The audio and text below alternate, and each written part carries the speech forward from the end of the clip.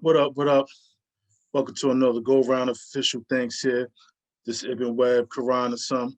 Gonna do another Essex County all day edition.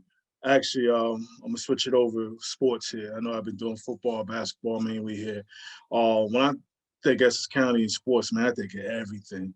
You know what I mean? Outside of those two, you know, we got track, we got softball. Obviously, we got all the women's sports. We got swimming, just everything, man. Fencing, man, you name it here. Um, yeah. So just my love, just for those who just did their thing in Essex County, and who better to bring on for me to just switch gears here. I fell back to my high school again on this one too. Um, they say he's the best ever to walk them hallways on 33 Cottage Place, Montclair. So I'm honored. I'm completely honored. Reached out to him, said not a problem. I got you. I'd be honored to sit down and just talk with you. So we're gonna sit here. Obviously, get some conversations about what he's meant not only to me, to a lot of people here, and the impact he's had just in the world of life in the sports that he's attained. Excuse me, I'm sitting here battling. Tell me I'm getting nervous out here, but we're gonna sit back, wait for him to get on, have some conversation. It should be cool. Have a good time here. So that's what it is. Just hold tight. Hey, Rich, how you doing? Good. How about you? I'm good, good, good, good. I'm one. Thank you for taking time out of your evening, your busy life here. Again, like I said, just there's something when I obviously emailed and reached out to you here just to kind of explain what this is. Oh, I don't know. I came up with a hobby, came up with a little hobby. I was just like, you know what, this pandemic got everybody, kind of being creative and doing different things here. Then I was just like, you know what, I wanted to just reach out. Initially, it was just to family members or what have you Hmm. here, just to kind of, I kind of threw them a curveball or two just to get them on, just to have some fun to get them on here. And then once they got on, I basically was just let them to show my appreciation here. So I just called it official things or what have you. And then me being, a Jersey guy and diehard sports guy here, I was just like, you know what? Let me just start just reaching out to those that are like, athletically, played sports here, no matter what sport it was. So I started doing that, and it done created a life of its own.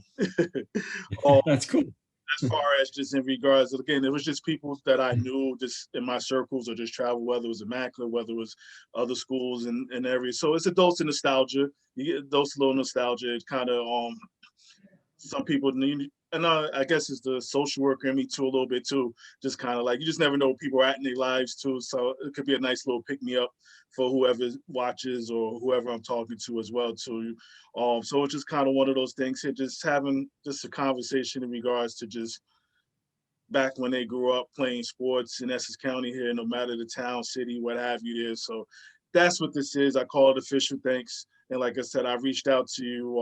And like I said, I'm very, like I said, just humble and taken back because it's like, Ibn, what you done turned this into. I kind of just said that to myself here. And then as I mentioned to you, I did have Latish on. This is about a week ago or so. Yeah. And I've reached out to a bunch of other different people as well from other schools or what have you, and just something, just something to do, just something to do. One of those kind of things here. But again, enough for my talking about this. But like I said, like I said, I'm very appreciative of you just jumping on. My pleasure. And outside of this thing that you're growing, what have you been up to? Um, Not just trying to stay safe like everybody else. And again, I should have at least started off with that. Hopefully, you and your family and everybody's good, safe and sound. They are. Thank you. Good. Yeah, likewise, I've been good. Again, from working to trying to be a dad, I waited forever to have a kid. I have a 6-year-old, so you see it. I'm walking around looking more like her grandfather than her father. Yeah, so that's What's her name? that. Her name is Nyla. Her name is Nyla. She's a 6-year-old, and she just is a spitfire. She's just a spitfire. So, but it's a That's joy. great. It's definitely a joy here. So, yeah, yeah, it's definitely a joy. Very cool. I know yourself here. I know you're down in Georgia, family, everything too. Correct? Yep. Got wife. We've been married, I don't know, 24, 25 years. And I've got twin boy, girl, junior in high school. Okay. Uh, they think they're basketball players, not runners. So Okay. But that's in your blood. Yeah, that's yeah, definitely, definitely. Remember, me and Mark are in the same. We're the same grade, same year, everything too. So, yep, I remember. so I know it's in your blood there. So, so what I've been doing again, just kind of just having kind of I ask questions, but like I said, nothing that's gonna cause you to lose your job. Cool. Yeah, Yeah, I look yeah. forward to it. So yeah, yeah, no, absolutely. Especially we all need something coming in these days. Definitely, definitely. But basically just how was it growing up in West Orange? I have great, fond memories of growing up in West Orange. It was, a world that's very different, than the world is today. Close knit family. Grew up Irish Catholic. I had 32 first cousins that we saw on every holiday, and we walked to school. Uh, and the one thing that I do miss is I don't make it back to West Orange very Yeah. often. Okay. Okay. Wow, 32 cousins. Yeah. Yeah, that's Yeah. so you had a lot of people competing with as far as I'm sure family gatherings probably were interesting. I'm sure. Very much so. Lots of religion and politics discussed. The things you're not Yeah. supposed to discuss, right? Hey. At least you got an early start on it, so it's cool. It's cool.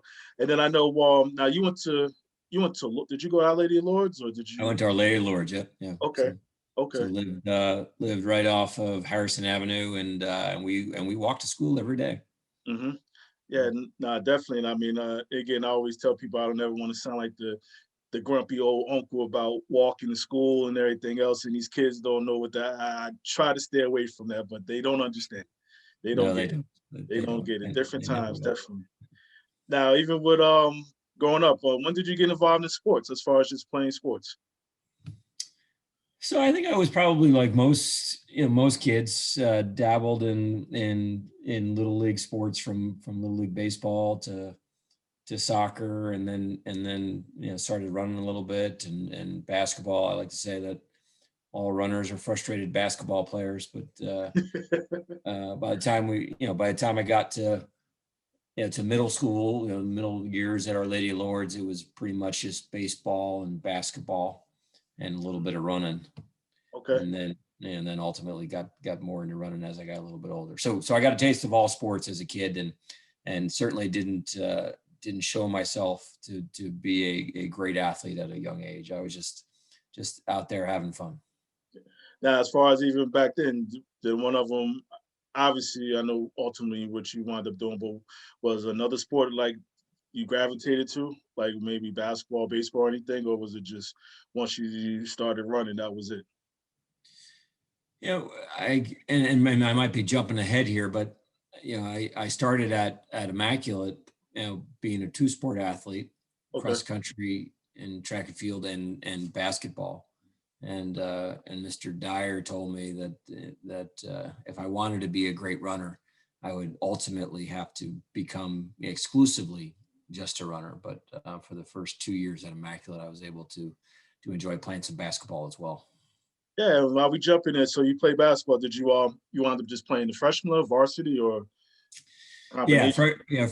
freshman JV. If I remember correctly, we had this crazy good freshman team. I think we were undefeated, or we lost one game. Okay. So and then and then I basically, the game passed me by. Let's put it that way. Yeah, Got you. Got you. and then I realized that track was going to be where it was at for me. Nah, I got you. Now, even just real quick, just to step back with track before pre-high school, was there like any running leagues or like running like programs or what have you, even that you took part in? There was, but there was no serious training. So today you've got youth track and field. So before Mm-hmm. you get to high school, and that is a vibrant, healthy club sport. When I was a kid, that was not the case. So I started running with doing no training, and just on the weekends, my father would bring me to various events, just because I said I liked it. So Okay. no training, just jumped in it. And it wasn't until Immaculate that I really got into any organized, running and training. Oh, now what did you start? What events you start running first? So Immaculate, I was probably more of a miler Okay. than a half miler, an 800-meter runner when I started, but ran cross country, mile. Way back in the day, I dabbled in the high jump. Okay. And that would make Didn't my know kids that. laugh because when I jump now, I can barely touch the net.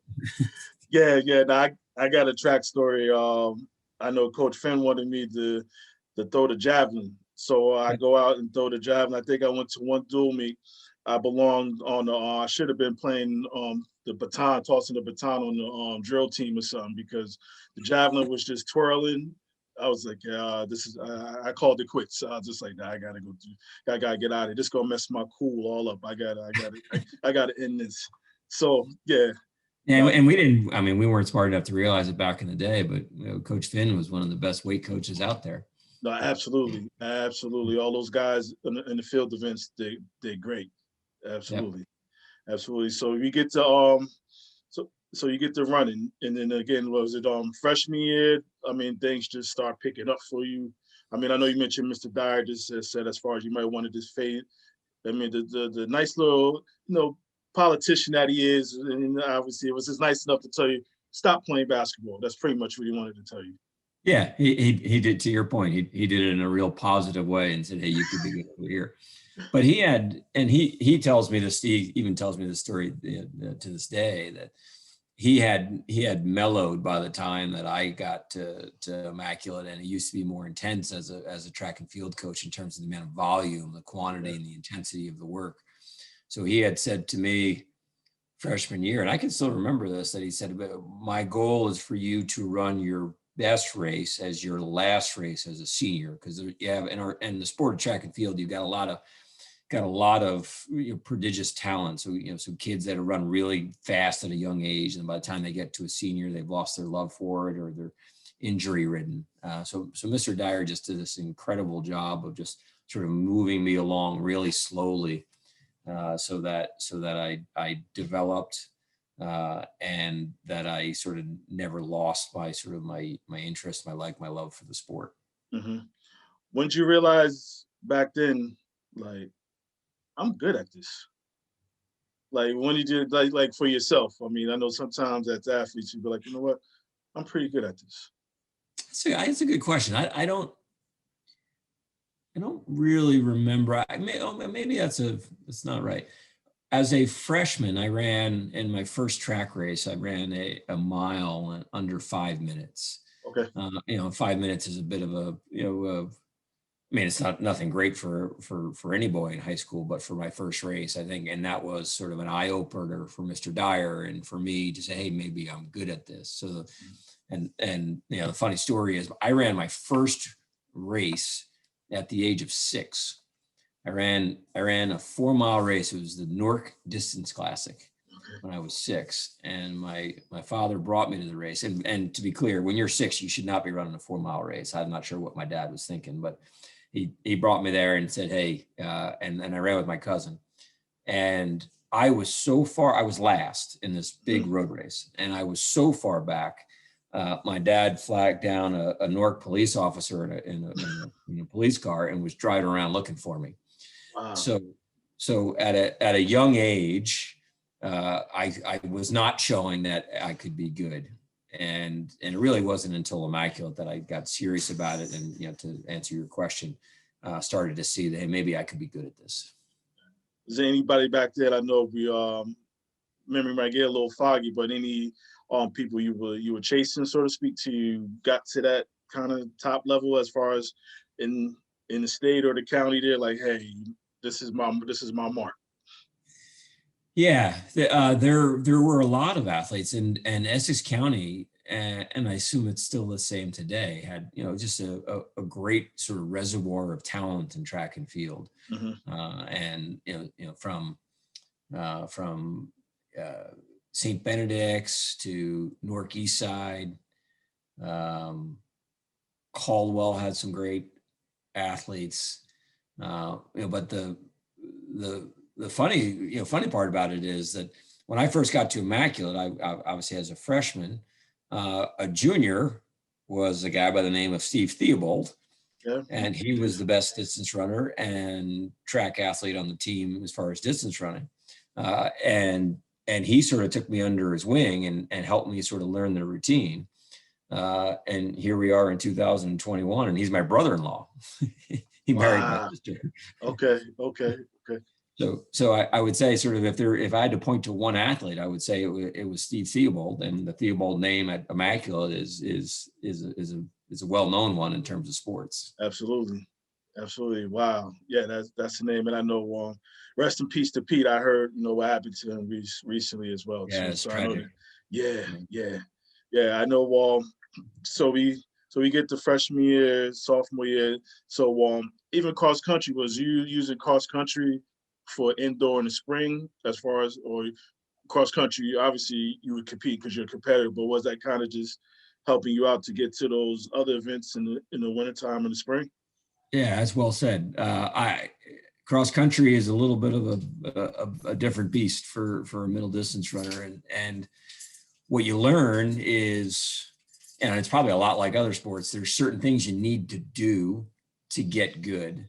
And I was never going to be a great cross country runner, but if you do all the work in cross country, it helps you indoors and outdoors. So again, Mr. Dyer did a nice job getting me to understand that, hey, you don't need to be a world beater in cross country, but you need to do the work.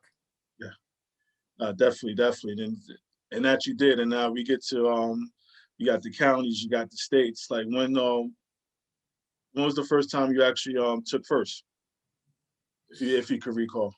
I don't remember what year. It might have been my junior year. So that's what, 1987. Okay. The county outdoor track and field championships were at Montclair High School, and they had just resurfaced the track there at Montclair High School. Over at Woodman. That was Woodman? Yeah, exactly. Okay. Yeah. And there's a guy by the name of Carlos Martins from East Side, who was, he was the guy. Okay. And I upset him in I think it was a 1500 and won that. And for me, I mean, I was a track geek. So sort of, he was just a great athlete, one of the best in Essex County. So to beat him, it was just really cool for me. No, absolutely. Then even with the counties, even that year, did you go on to take states, or did you had to wait another year for that? I can't remember. I don't think I won any state titles until my senior year. Okay. I was competitive, but I don't think I won anything until my senior year. Okay. And then I know as a team, you guys always did well, as far as parochials and all that stuff, just collectively from the field folks into the track folks. I know year in and year out, that was just a standard, Yeah, and I can't remember the streak we had, but we had some crazy streak in terms of the number of years in a row that Immaculate won the outdoor parochial B title. Yeah. And we were, as a team, as a school, we were always so proud of the fact that, Immaculate was so small, and we had a really small team, but everyone scored a point. Absolutely. And then I know we get to college, but before getting to college, I know you obviously went to Georgetown, but what were any other schools you considered? Yeah, looking back, I'm one of the best decisions I ever made, but I had some other schools that I was considering. Rutgers was one of them. Okay. Syracuse was one of them.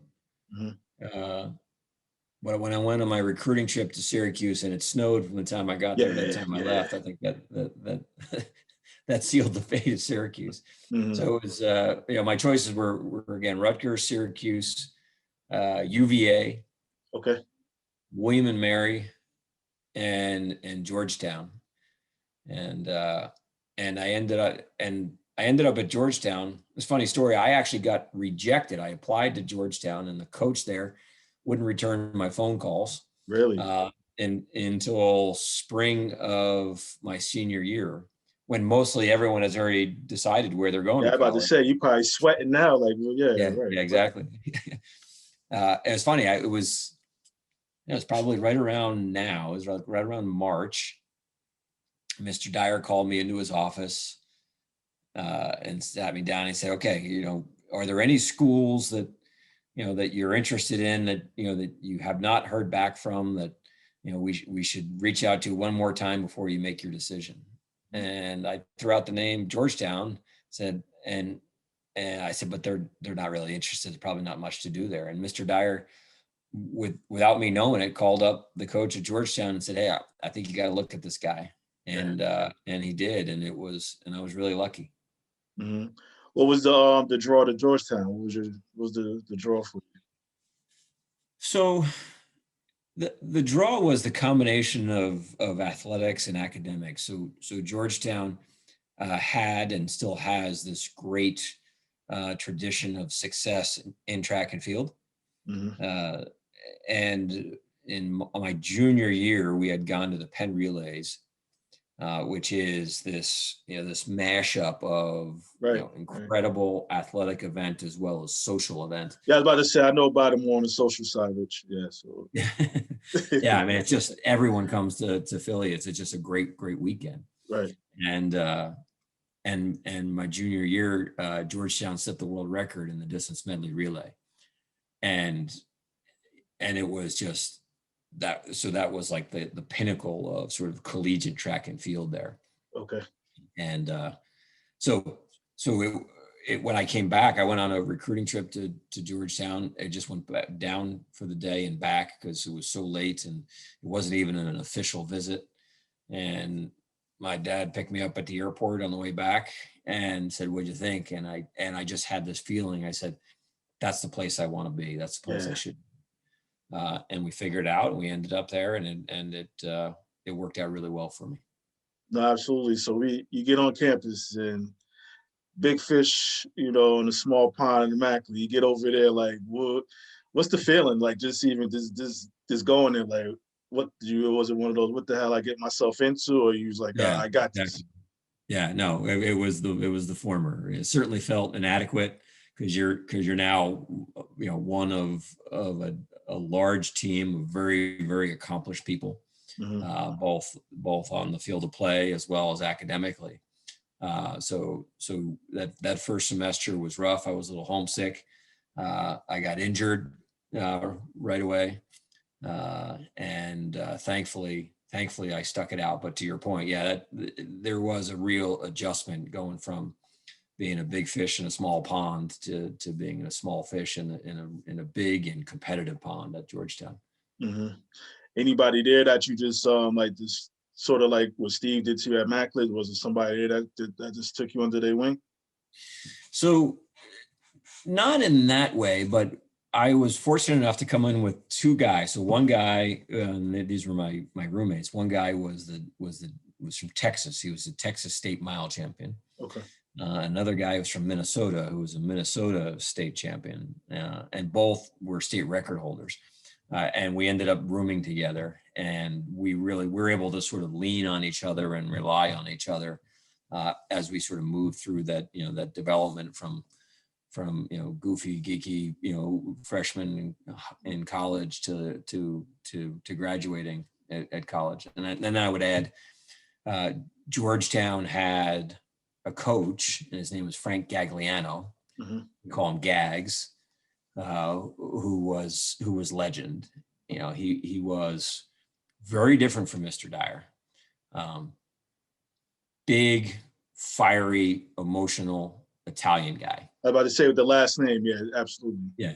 And actually he grew up in the Bronx, but he was a coach at Roselle Catholic.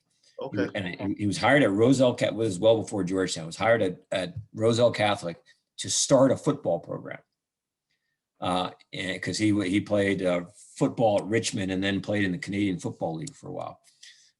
And when he started there, they asked him to start coaching track and field, and he didn't know a darn thing about track and field, but he did it because he wanted to start, because they said he would start a football program. They ended up never starting a football program, but he ended up being the best coach in Roselle Catholic's history in terms of track and field. So he took sort of this football mindset of sort of motivating, at the time, young men to being great athletes. And so he's not this progressive coach who is based in science. He's this coach who coaches on emotion and motivation and getting the most out of people. And I still talk to him probably every couple of weeks to this day. Yeah, and it's interesting you said that. You talk about coaches and different styles, and they all work. They all work. I mean, I think to your point, it sounds like, this coach especially, did he have the New York kind of like, the New York in him? Yeah, he had that New York edge. Yep. Yeah, no, definitely. So with him at the helm here, you get going here. So I mean, just how was as far as obviously competition was top notch here, as far as being at Georgetown here, any like thing as far as in regards to just making sure like you just stayed at that level. So you did indoor and outdoor, correct? Yeah, did the same thing, cross country, indoor and outdoor. You did cross country there too, okay. Yeah, well, one of the things about Georgetown that I didn't know enough at the time, but it's not only a good academic and athletic program, but it had the resources to provide competition, high level and different competition from around the country. So by going to Georgetown, I got exposed to a lot of different schools, different parts of the country, and ultimately different parts of the world. As I developed, during the summers of Georgetown, I would go over to Europe and I would race in Europe and train and race in Europe. So it really was all about the experience there at Georgetown that allowed me to grow. Okay. So now that's there where you also probably later on is where you start setting like personal marks and all that stuff as well too. But this is my education that I'll get real quick from you, like the whole getting to the world championships and all that. I know you got to get a certain time, but did you start kind of competing for those type of events at Georgetown? Yeah, but I did, but my collegiate career mirrored my high school career a little bit in that I just slowly developed over time. Okay. And it wasn't again until my senior year that I won an NCAA championship or set a school record. I did well, freshman through junior year, but it was just a gradual progression. And in my senior year, I was lucky enough to win a couple of NCAA titles, an individual one and a relay one, and set myself up to be what we would call at the time a post-collegiate athlete who were chasing their Olympic dream. So finding a sponsor so that I could essentially be a professional runner. Right, and then with the sponsorship, did they start just knocking on your door, or you had to go out and seek?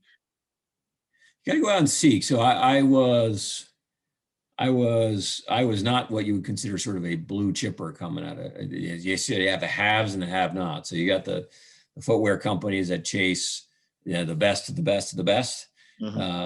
So there is no for track and field, there really isn't a middle class athlete. You've got the haves and the have-nots. I was more in the have-not pile for a while. Just because I took the slow, methodical path to develop, and I found a way to make it work. But for those first few years out of college, my father used to compare me to a starving artist waiting to make it big. I had sponsors, and it was able to get by. But I lived in my roommate's basement. I didn't own a car until I was 26. Wow. Oh, interesting. Now, what kind of events were you doing during that time as you gradually were making your climb? So the way the professional track and field circuit works is you have an agent, and the agent secures sponsor and competitive opportunities for you. So especially at that time, the real competitive opportunities were overseas. So your agent gets you in races, you jump on an airplane, and you essentially spend weeks and months traveling. Think of it almost like a circuit, traveling from one city to another city, staying in a hotel, you participate and compete, and then you go to the next city. It's a great way to see the world. Absolutely. But so I think I calculated over my career, when it was all said and done, I traveled, I think like 1.5 million miles on airplanes to various cities and locations for training and racing. Wow. So we go.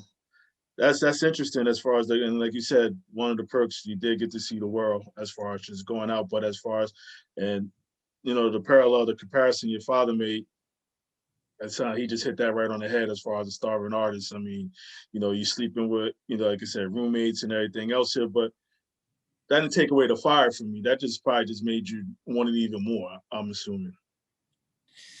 Yeah, it was, and I'll tell you another quick story. When I'm jumping forward here, but in 2000, I made the Olympic team, but I missed the Olympic team in 1992 and 1996. So 1992, it wasn't very close. 1996, I missed it by a tenth of a second, and then ultimately made it in 2000. At the Olympic Games, my parents were fortunate enough to come. They were in Sydney, and when they got to the hotel, I had been there for a while, went to visit them, and my mom was really proud of something she wanted to show me. So she pulled out what was some sort of project I had to do when I was in first grade at Our Lady of Lourdes there. And it must have been something like cut out, things that you like or are interested in. So on this piece of construction paper, I had a cutout of Oreo cookies, and in first grade handwriting, I had I like cookies. And then there's a cutout of a golden retriever and said, I like dogs. And then I had a cutout. This was 1976, so this was Montreal, 1976.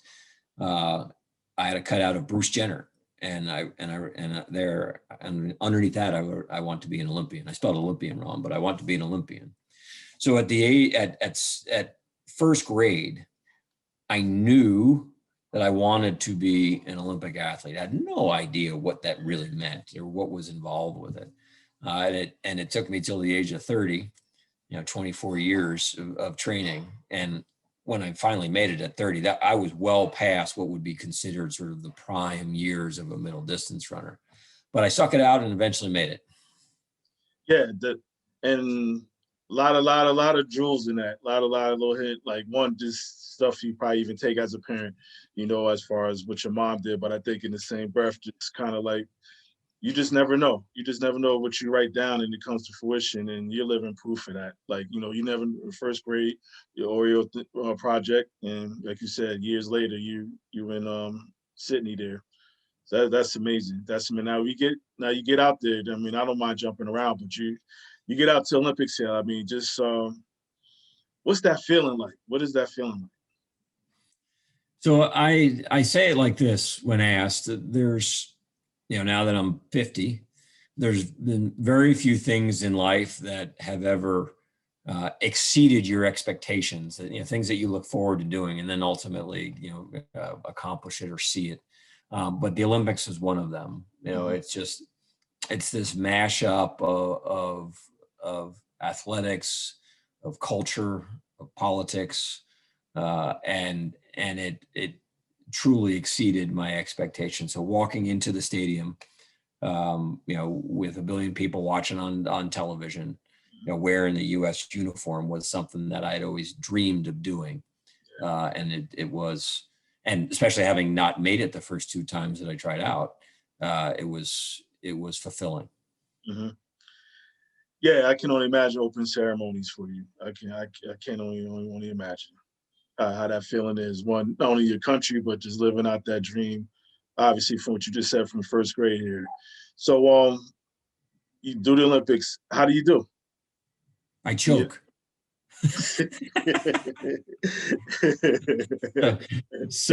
Yeah, they did not go well. My best year in terms of competition was in 1997, where I won the World Championship bronze medal. So I was third in the world in 97, and then in 2000 is sort of if I could have anything back, it would be what I was doing in the 2 weeks leading up to the game. So when I left for Sid, so they brought us down there almost 3 weeks out, because it's a long trip. Then you go to a training camp. And when we did our last training session in Washington, D.C., my coach said, the hay's in the barn. You've done all the work. When you go down there, you start what we call in middle distance running, taper. You got to relax. You get your legs back. You get ready for your competition. And I didn't listen to him. I got down there. You got this adrenaline flowing. You're at the practice track. You see all your competitors. You see all of these world-class athletes. And you got to show them in training what you can do. Mm-hmm. So I got down there and I ran myself into the ground. So by the time I got to the competition, I was fried. Did not race well at all. Yeah. So I'm sure you're not a guy with a lot of regrets, if any, but if it was one, would that be one of them? Yes. Listen to your coach. Yes. Yeah. That's what I learned. Mm-hmm. So obviously you had Olympic experience. Then from there, do you, because how long does it take between Sydney and then you just retire and doing other stuff? So I retired in 2001. So at the age of 31 and no regrets there. Again, 10 years from a great education to, seeing the world of, running something like, 37, 38 different countries, met the president of the United States. You just met just this incredible people on this journey, from Muhammad Ali to my wife, who I met at the Big East Championship. She ran in Villanova. So the sport, just really just changed the entire direction of my life in terms of how I saw and experienced the world. Mm-hmm. So in 2001, I wanted to give back. I wanted to find a way to make the sport better. So I started working for a sports marketing company based in Boston, basically for the guy who was my agent. Okay. And over that, call it 12, 13 year period, we grew our business where we developed, televised world-class track and field events around the country from Boston, New York to LA, as well as represented some of the the best track and field athletes around the world. Okay. So was able to stay in the sport on the elite side till about 2013. Now you lived up, did you live up in Boston or you did that else? No, and so we had kids in 2003. So our twins were born. Still lived in Washington, D.C., and woke up and said, "Hey, it would." We talk about in the beginning. Sort of grew up in West Orange, having family around. Lived in D.C., loved it, but didn't have family around. So we wanted to move back and be close to family. Okay. So we moved back to New Jersey, down in Monmouth County. And ended up very close to my family and 4 hours closer to my wife's family. Okay. So lived in New Jersey and worked out of the house while I worked in Boston. And a lot of what we did was travel oriented work. So I spent a lot of time on airplanes for that 12 or 13 years. Okay. Now I know somewhere you did some work as far as with David Falk, correct? I did. So in the 90s, in the late 90s, as I was still stubborn and chasing that Olympic dream, I recognized that I needed to have this sort of parallel career path built so that when I was done running, I could step into a different job. Mm-hmm. And the plan was to learn from other sports what they were doing and bring those lessons back to track and field. So I was lucky. And so I worked while I was running as a professional runner. David Falk cut me some slack and allowed me some flex time where I could train. But basically what we did is we handled local marketing efforts for his NBA clients. So from Allen Iverson to Alonzo Mourning and Dikembe Mutombo, Patrick Ewing, a lot of Georgetown guys there. But his best known client was Michael Jordan. Yeah, I was going to ask the groupie questions. Did you ever meet Michael Jordan? I did not. I thankfully, he was in the office a lot, but thankfully I was not one of those guys that would run up to him and ask for his autograph. I stayed at my desk. Okay. But it sounds like even just being smart as far as doing that and taking on other sports, I'm sure a lot of that from working with him helped out moving forward with the company in Boston, I'm sure. Correct? Yeah, it provided a perspective that a lot of people in our sport didn't necessarily have, Mhm. and helped me understand and appreciate what it is to truly be a professional athlete. No, definitely, definitely. I mean, and even with sports, just being an athlete, like, what is sports giving you that sticks with you to this day? Well, an ability to lose and learn from it. So, and it sounds cliche, I know, but I lost a heck of a lot more races than I won in my career. Mm-hmm. But it was really the losses that sort of help form sort of your personality, your constitution, and your worldview. I tried to, my son was in a state championship Elite Eight basketball game last night, and they lost by 2 points in overtime. Yeah, ooh, yeah. My message to him is, when you learn more from that loss than you would have learned from the win. Mm-hmm. No, definitely. And even one that you probably don't even think of, just sitting here talking to you, I could just the patience and just kind of, you did listen to one of your coaches, and that was Mr. Dyer, just talking about that whole progression. Like, obviously you kind of don't max out too early kind of thing here. You kind of just progress. You kind of took that, what you obviously with Immaculate, it sounds like even with Georgetown, just kind of, you slowly just got to that point by your senior year. You're not your NCAA champion, everything else. So, I'm just adding another one to you there as far as something else. That's a really good point, and patience. And there's a story that I could add to that. So when I was working for Global Athletics in Boston, and we were managing great athletes, we managed a guy by the name of Tyson Gay. He was the American record holder in the 100 meters. I'm familiar with that name. And one of the fastest humans ever. And leading into the Olympic Games, BMW was an Olympic sponsor. And they brought him down to South Carolina to one of their factories. And at their factories, they have a sort of a racetrack, a training facility. And they gave him the opportunity to learn from these test drivers. And I can remember to this day sort of sitting there, and they do a little class beforehand. And the test driver says, look to where you are going and not where you are right now. Mm-hmm. And there are so many sort of lessons in there for an athlete and just people in general is don't be focused on sort of where you are right now. Get focused on where you want to be. Totally. And to your point, just even with the roommates and going to staying in God knows what kind of places, it was getting to that ultimate destination. Absolutely. And I know you do the thing with the agency in Boston. Like, does that transition to where you are now? It did, and it was a great, again, training ground for where I am now. So I'm at an organization called Atlanta Track Club, and we are a 57-year-old track club.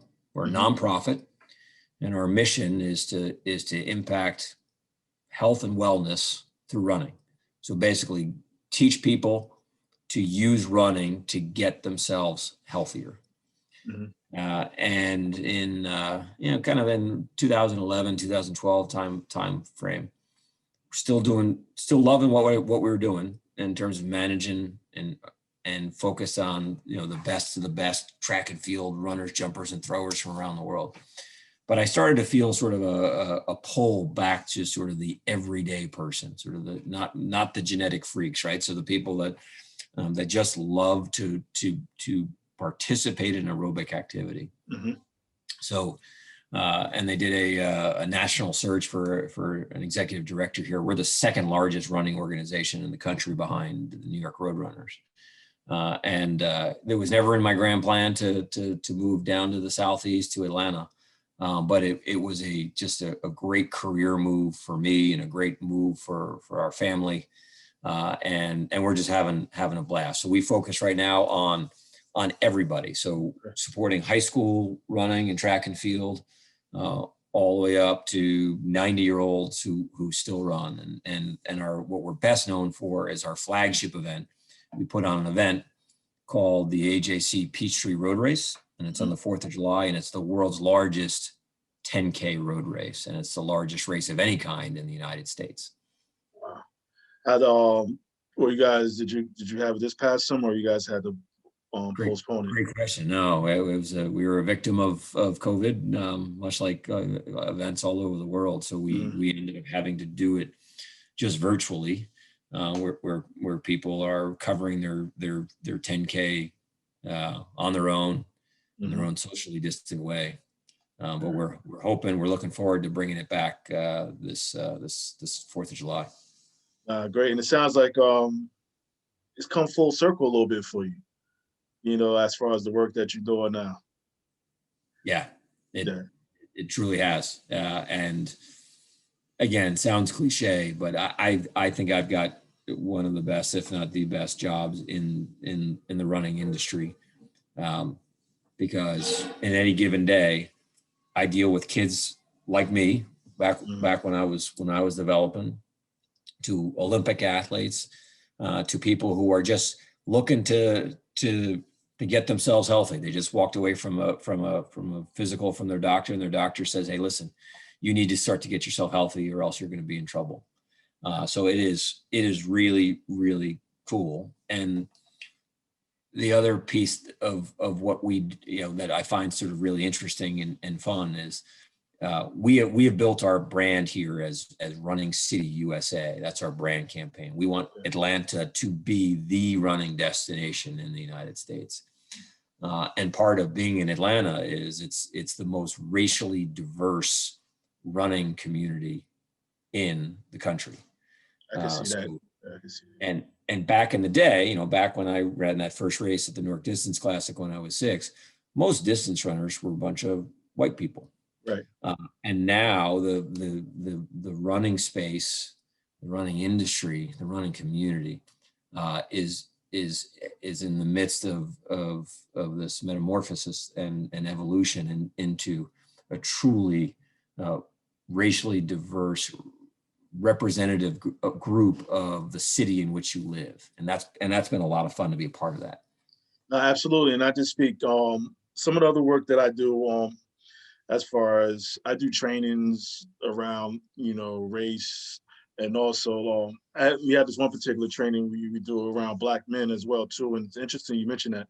Just information like Blacks or people of color, we just don't realize as far as the stuff that health wise, as far as just not being educated, early on in life, but we're turning around, we're making that turn as far as becoming more aware as, foods, everything else in regards to that. And you talk about the running piece too, like, we wasn't trying to run nowhere, we wasn't trying to run nowhere, maybe running from somebody, but as far as race wise and being competitive, there were people doing it, but not as much to your point. And you're down in the mecca of Black folks and people of color. So to hear you just say that, that's just like fascinating to hear, because again, like I said, I think the awareness is there, and I think people will just obviously got access to information and could double and quadruple check stuff to make sure, like, health wise, that they're doing all right. So that's fabulous. That's fabulous.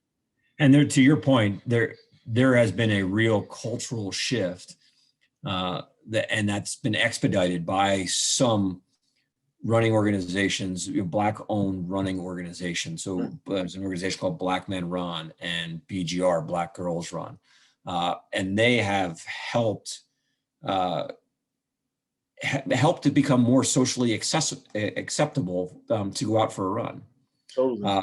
In African American communities, specifically in Atlanta and around the country. And as a white guy, I never realized that. I never realized that hey, that wasn't a thing. And fast forward is a bit of a tangent, but 2020 happens, and Ahmad Arbury was murdered, was tragically killed while out running. And that was a real wake-up call for our organization, and for me as a leader of the organization, to realize that we believe at Atlanta Track Club that the sport should be universally accessible. Mhm. But there are some people in this country, specifically Black men, who can't go out for a run without fearing for their safety. And so we've made that sort of front and center priority for us to That's good bring stuff. this conversation to the front. Totally. And I think with the conversation, I think that's great. And I think also just to follow up even with the conversation, being consistent, not just a thing in a moment. Like, hey, I'm going no, not to check a box. And I think it's just one of those to be consistent and ongoing with that. Because I think coming from a powerful voice like you, not only just based on your experience or that, but the obvious, you're a white male. And I think as far as just being consistent with that message, I mean, speaks volumes. It speaks volumes. So like I'm just like I said, that's just great to hear. And like just how important, obviously running is to your health and your mental health as well as your physical health. So no, that's great. We're gonna get you out running. Oh, no, I just run to the fridge. That's what I've been. Yeah. Actually, when I was in the swing of things, I would do 5Ks or what have you there. But like I said, I know I don't slack totally. But obviously, just to get back on it, I wound up mentioned my 6-year-old. She wanted to box me in to get a dog. So this is for her birthday or her last birthday. So that's been great. That's been getting my butt out because you know how that is. Oh, her and my wife. I'll take care. But you know who ultimately takes care of it. Who's up 5:30, 6 in the morning, walking and everything. So that's been great to kind of get me back going too. So that's been kind of cool. So I look forward to obviously, speeding that up to from walks to runs and everything else again. So totally. And my little As you ones. get your mileage up, you can come down and run our Peachtree Road Race, be part of the world's Yeah, when largest. things get crazy, things get better. I know Atlanta. I know with the pandemic and everything, there was a little lax down there in Georgia with everything. So let's make sure everything's all right down there before I get on that flight to head down. But absolutely, that one, I would love to. And I think my little one would love to just. She got the travel bug like my wife, so they hear airplane She and can be an travel. athlete or no? Actually, I just got back from taking her from gymnastics, so it's been great. Like, so I'm practicing with her. I'm not doing the flips, Rich, but as far as being a spotter and all that other stuff. So I think so. And she's a lefty like me, so I was totally excited when I saw that she's going to be a lefty here. So, so she does a little bit of everything like that. Modeling. So she's been doing some things. She's been a little busy here, so it's great. And I think and as a parent and obviously like the game you went to yesterday, even with your son here, I know you felt every moment of it. You probably thought you was on the court, as far as just the things that he's experiencing athletically, the wins, the losses, and you probably hurt more than he does. He doesn't even realize it. As a When you're parent. sitting there watching, and you'll see this as your daughter grows up, you don't have any outlet for for that anxiety, for that Yeah, nervousness. When you're yeah. participating, you have an outlet for it. Not totally. And then again, but I made it clear, even with my wife, as she grows up, like we're probably gonna have to sit separately at events. Yeah, my wife and I. As she gets older, and she does sports. But I made that very clear. We probably have to sit there somewhere different during the time because one, I'm like locked in. I don't want to hear anything. I'm a locked in kind of person, and I know that with this little one, I'm just going to be locked in. So she just laughs. She's like, "Oh, I know that." So It sounds like you and I are the same. My wife wants to sit with all the other parents. I just want to sit by myself and watch the game. right, absolutely. I want to put you on the spot a little bit before we head out here and have some fun a little bit before we head out. Sorry if you got a few more minutes for me. Sure. Yeah, so pretty much one-liners or one answers, or you could give a couple answers here. So when in Jersey, driving in Jersey, Turnpike or the Parkway? Parkway. Eagle Rock or Edgemont? Eagle Rock. Jimmy Buff's or Star Tavern? Star Tavern. In the summertime, where we going? We going to Belmar or LBI? Belmar. Here's one for you. After St. Pat's Parade, where we going? You going to Festus or the Torn Hat? Ah, that's a good one. Torn Hat was closer to my house, but Coach, the Fess family and Immaculate. I gotta say Fesses. Okay. Harrison Ave or Mount Pleasant? Harrison Ave. How many times have you heard in your life approximately high knees from Mr. Dyer? I can't count that high. 800 or the 1500? 800. It hurts. It hurts for less time. Best race you ever ran? At any level. At any level. That's a good question. I don't know. To Mr. Dyer's credit, it was the National High School Championships, my last race as a senior in Immaculate. It was called the Golden West Championships, and I won that out in California. Cool. Oh, and that's because of Mr. Dyer. No, absolutely. Now, one race you can do over. Which one? Which one would it be? I think you answered that one earlier. Olympic Games, yeah. Yeah. Best team you ever been on, any sport? Freshman basketball team, Immaculate. So and I'm gonna forget some great names here, but from Fred Givens to Lance Boston, right? Fred Smith, John Wujek. Mm-hmm. We were good. Yeah.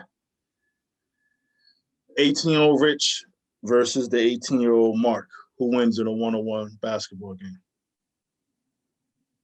And I got to give it to 18-year-old Mark. Oh, yeah, get a little brother some love. Okay, yep. Okay. Yep. Last one. West Orange, New Jersey, or Sydney, Australia?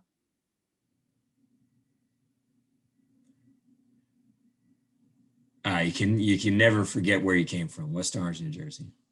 Okay, cool. Like I said, just wanted to have a little fun. Also, just before where are you living now? I'm in Connecticut. Actually, I'm in Hartford, Connecticut now. Okay. Yeah, I'm up here, so I still got the snow and all that stuff. Is slowly going away though. It's slowly going away. That's the best thing about Atlanta. You got a nice, gentle winter and a nice long spring. Yeah. Who else is down there? Tabari's down there. Sturtevant. I know he's a Facebook friend. I follow him on Facebook. Yeah, he's down there. And to actually something Tabari mentioned to me, and I'm about to say because it applies to my thought as well too. One, I just want to say thank you for taking time out as far as with me here, Rich. And I think on behalf of a lot of people that walk those hallways at 33 Cottage Place, Montclair, New Jersey. Let me see, zip code 07042. I still remember. Wow. You're probably the best athlete to walk in that school here. Me and Tabari, we've talked about it here and there. You're probably by far the best athlete to ever be in that school here. The stats show it, and the achievements show it as well too. And again, and that's just fascinating to say because it's not your traditional sport, your baseball, basketball, football here, but hands down, you made someone like me just obviously you graduated a year or two before I got there, but just something to just shoot for, make sure like I just have some little niche, a little inkling as far as just making sure I did my best while I was there, as far as athletically. Academically, it took some time for me to make that shift, but it ultimately happened. But I just wanted to say, like, just all the lives you don't touch as far as in regards not only to Immaculate, but your own life and what you're doing now, just even how we just talked about some of the stuff you're doing, down there now with the Atlanta Track Club. Am I saying it right? Yeah, as far as even the work you're doing down there, and you could just tell even just talking about, your son and everything, and obviously your other child as well too. Like just being a family man, like I said, I really, like I said, you being officially you, helped me not knowingly to just talk to me. And like I said, I rolled the dice. So I was just like, let me see. I know I got a cheat code a little bit with Immaculate, but I was just like, that cheat code might not apply, but I was gonna take a stab at it. And like I said, I'm so gracious of your time, and you just taking time out of your evening to talk to me as well. And like I said, this has been really cool, and just thank you for everything that you've done, not only for me, but just for everybody else. Well, thanks for those kind words and thanks for reaching out. This has been a lot of fun, just a great walk down memory lane. And thanks for pulling all the old folks back together to talk about the good old days. Nah, and like I said, absolutely. And I think it's just one of those, it's cool every now and then, like I said, and I just think sometimes we need a reminder. And I think just kind of like, who we were and what we've done or who we may have touched or what have you. And I'm sure, you know, your children can easily just Google your name and all that other stuff, but to actually sit there and probably just hear your voice and talk about it as well too, I'm sure that's just even more fascinating for me. And we know with kids, it don't resonate till they have their own kids. They're probably like, oh yeah, whatever, dad, but they don't resonate till they have their own kids. The one question, as far as before I go, and I was going to say, and I forgot, as far as with the wife, how you guys make out with like Big East tournaments and all that other stuff here? Like you mentioned, she's Villanova, you're Georgetown. Like, how's things in the house certain times of the year? Yeah, that's like oil and water. Unfortunately, there's been some lean years for Georgetown basketball. So if Georgetown is not in it, then I am permitted to Villanova as long as I don't tell any Georgetown alum that. Okay, all right, cool. And I had done a really good job of wiring my kids to think that Georgetown was better than Villanova. But they both have an interest in going to Villanova to college. So it's still a work in progress. Now your son, is he getting looked at? He hopes he is. He's taller than me. He's 6'4". Okay. And he's got some work at him, but he definitely wants to play in college. And I think my daughter is certainly capable of playing in college as well. So they're trying to figure out what they want to do with the rest of their lives. Okay. Oh, one more thing too. We saw somebody in common not too within the last couple of years. Couple of guys. We went down to Raleigh, North Carolina last year, and went to go see a basketball game with somebody we happen to know. His name is Jim Ryan. Oh, yeah. Yeah, we went down and went down to watch him coach. And he mentioned that he saw you, I guess, in passing at an airport or something, I believe. No, it was crazy. So it was 2 years ago, I think 2 years ago. My kids' school have a Christmas basketball tournament.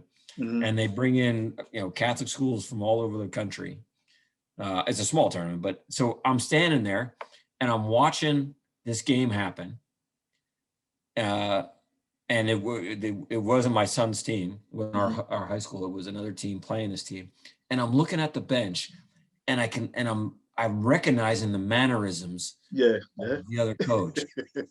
And it wasn't until after the game when he started to walk towards me that I realized who it was. It was crazy. Yeah. Now he's still the same. Obviously, a lot more mellow. Because some things obviously he probably would never be able to coach again if he was doing today. Exactly. But no, he did mention that he did. He ran into you. So, and like I said, we went down and spent some time with him. So it was pretty cool. That's really cool. Yeah. But again, Rich, thank you. And like I said, it's a small world, and I owe you that 10K when, like I said, Atlanta gets situated. That's not a problem. That's not a problem. I'll come down. Let's stay in touch. Absolutely. No, thank you for everything. And best with your family. If you talk to Mark, tell him I send my regards to him as well. I will. All right. Thanks, Rich. Be well. You have a good. You too. Care. Yeah. Good stuff. Like I said, just real humble, laid back. Like I said, he was probably the best athlete to walk them hallways. Obviously, let the debates begin, the arguments begin. But I'm putting my money on Rich all day. And even with that being said, here, just another go around with this official thanks. So I put my hand over my heart. That means I feel you. It's the next go around. Yeah.